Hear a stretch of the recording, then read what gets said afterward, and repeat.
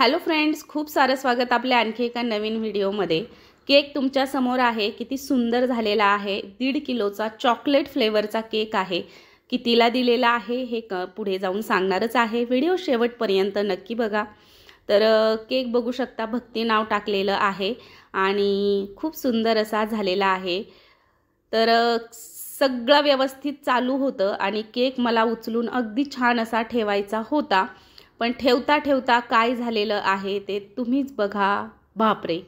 तर या पद्धतीने केक पडला आणि नशीब पूर्ण सेट होता आणि थोडासा किचनच्या कडेलाच माझा टर्न टेबल होता। जर का तो पूर्ण खाली पडला असता मग तर काही कामच नव्हतं, मला डायरेक्टली दुसरा केक बेक करायला लागला असता।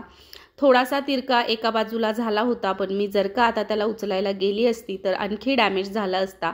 म्हणून मी काय केलं, फक्त तिथल्या तिथे त्याला थोडं सरकवला आणि स्क्रेपरने जे खराब झालं होतं, डॅमेज झालं होतं, तर ते व्यवस्थित करून घेतलं।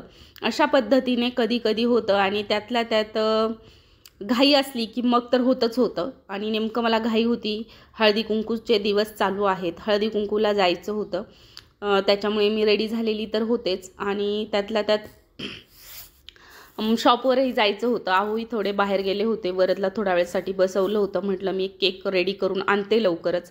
आणि केक तर झाला, लगेचच त्यांचा फोन आला। केक सेट झालेला होता त्याच्यामुळे काही प्रॉब्लेम नाही, पण पडला कसा आणि सगळ्यात महत्त्वाची गोष्ट, मी व्हिडिओ करायला वेळ नव्हता, पण झालं असं की मी रीलसाठी माझा कॅमेरा सेट केला होता आणि ते त्यामध्ये कॅप्चर झालं। मग म्हटलं का नको माझ्या सगळ्या यूट्यूब फॅमिलीला दाखवायला की असे सुद्धा प्रॉब्लेम्स होतात आणि त्याच्यातून आपण काय करतोय।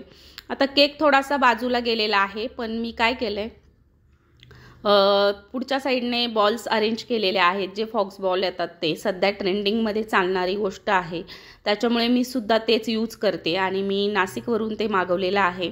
माझ्या इंस्टाग्रामची लिंक मी डिस्क्रिप्शनमध्ये दिलेली आहे आणि तिथे मी व्हिडिओसुद्धा बनवलेला आहे।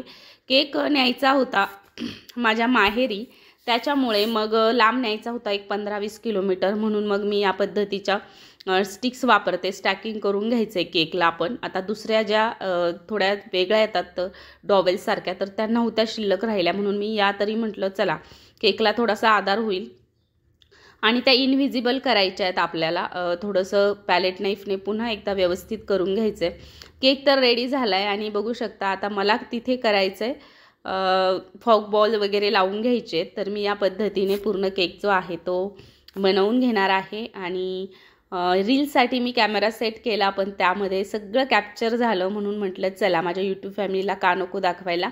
इंस्टाग्रामवरती मी अशा वेगवेगळ्या रील्स पोस्ट करत असते, माझ्या डेली लाईफ टू म्हणजे रोजच्या रोज जे होतं तर ते मी तिथे शेअर करते। तर तुम्ही लिंक मी डिस्क्रिप्शनमध्ये दिली आहे, फॉलो केलं नसेल तर नक्की फॉलो करा आणि तुम्हाला काहीही अडचण असली तरी मला DM करा, म्हणजे कसं होईल की मी तिथे तुमचा प्रॉब्लेम सॉल्व्ह करेल। आता इकडे मला प्रत्येक गोष्टीचा आन्सर देणं नाही शक्य होत।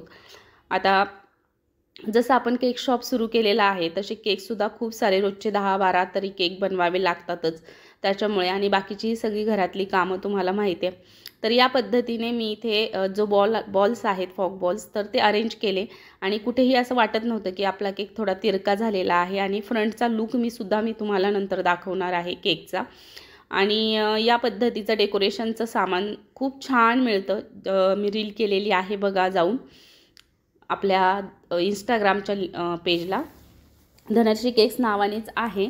आणि हा केक माझ्या माहेरी जाणार होता आणि केक मी कितीला दिला तर ॲक्च्युली 1.5 किलोचे जवळपास होतात 900 रुपये, 600 आणि 300, आणि डेकोरेशनचे जर 100-150 म्हटलं तर ते साधारणतः 1000 रुपयांना केक, पण ह्याचे मी फार कमी पैसे घेतलेले आहेत। हा केक मी फक्त 500 रुपये किलोप्रमाणे 750 रुपयांना हा केक दिलेला आहे आणि बॉल्सचे वगैरे पैसे एक्स्ट्रा घेतले नाहीत, कारण केक माझ्या माहेरी जाणार होता, त्याच्यामुळे। माहेरी म्हणजे कस्टमर वेगळं होतं, माहेरचे नव्हते, पण तरीसुद्धा चला म्हटलं थोडंसं कन्सेशन द्यावं त्यांना, आणि ते भरपूर लांबूनसुद्धा आले होते केक घ्यायला।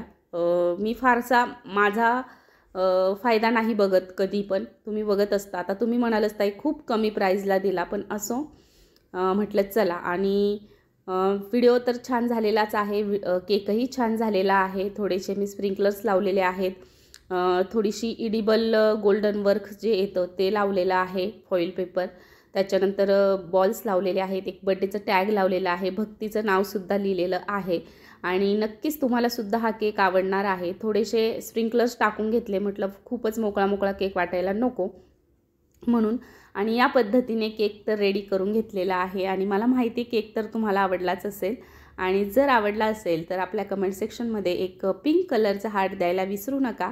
व्हिडिओ जर आवडला तर एक लाईक नक्की करा, शेअर करा, सबस्क्राईब करा. असेच नवनवीन व्हिडिओ बघण्यासाठी आपल्या चॅनलला सबस्क्राईब करून ठेवा. रोजच्या रोज मी तुमच्यासाठी असेच नवनवीन व्हिडिओ घेऊन येत राहील. तर बघा फ्रंटचा लुक तुम्हाला कसा वाटला हे सांगायला अजिबात विसरू नका. खूप छान केक झाला, त्यांनाही खूप आवडला. तुम्हाला पण आवडला असेल. चला भेटूयात नवीन व्हिडिओमध्ये. तोपर्यंत